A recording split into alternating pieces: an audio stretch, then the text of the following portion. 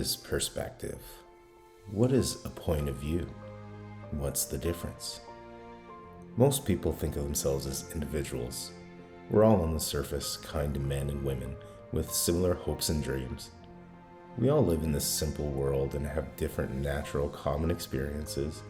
Our lives develop through chains of events, reflections of moments, successes and failures. Our family and friends, our interests, our influences and our traditions, our identities. But who are we and what are we on a deeper level? Will we ever know? And how could we?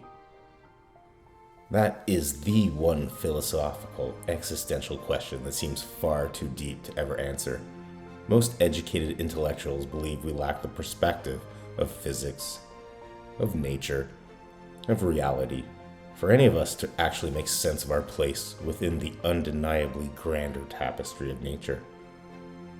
But if the issue is a lack of perspective, then what if the first step to figuring out who and what we all are within this exponential scale of physics and of nature is to reevaluate and redefine what is perspective?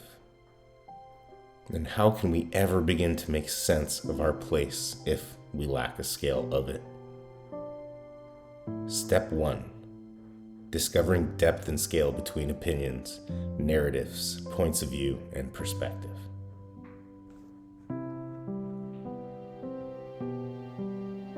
What is reality? That question is literally a matter of perspective. It is the greatest force of and to our human nature. Reality is how we perceive the world around us, the pressure inside and out that shapes our experiences, our organic and vulnerable points of view of our world. Your reality is a culmination of the specific chains of events, influences, and ways you learn to make sense of your ever unstable and challenging ecosystem. The instincts your internal chemistry, biology, your nature developed to adapt to your environment, your time and space.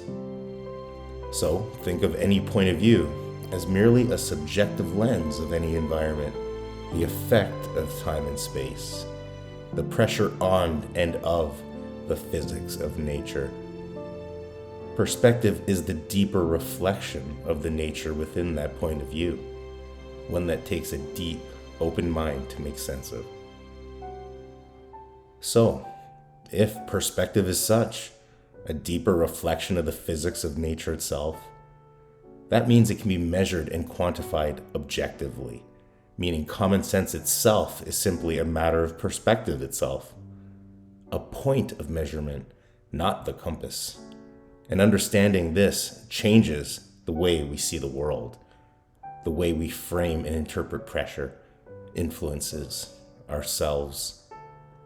And thus, the sense of the physics around us is only half the depth of scale we need to define the world in and around us. And if so, it means we've only ever defined the outside half of the puzzle of who and what we all are and could become.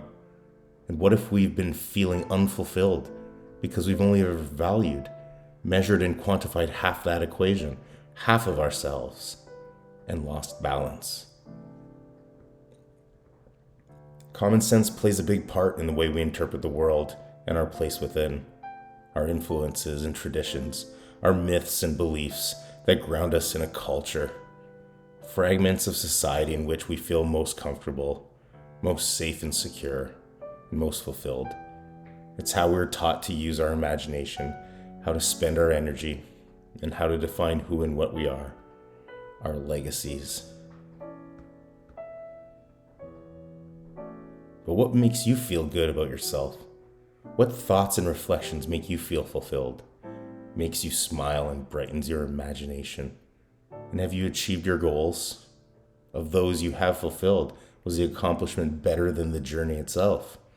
Were they your goals to begin with, or were they the goals of others within your area of development?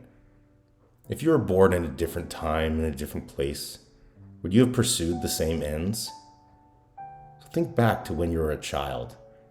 Take a few deep breaths and spark your internal sense of self-discovery. Think back and recreate the environment you experienced back then, the pressures to fit in and feel secure, the influences around you who looked up to, who everyone looked up to, you wanted to become one day, who you thought had all the answers, who gave you a bearing to set your compass to and strive to become more like. Do you ever wish you could go back in time, relive your life, and make vastly different choices? So does every single role model you've ever looked up to, and every single influence, every single tradition and aspect of your life that you hold dear. People who've had it better would trade it all for the sense of fulfillment that every and all of their external accomplishments failed to fulfill. Every monument to subjective greatness, every measurement we believed was of value and of positive influence and inspiration to others, of which we are shared by every success story.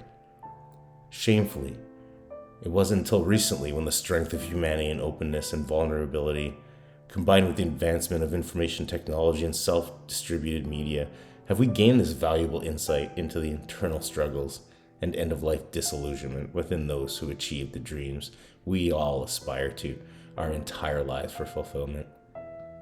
And that leaves us with one choice: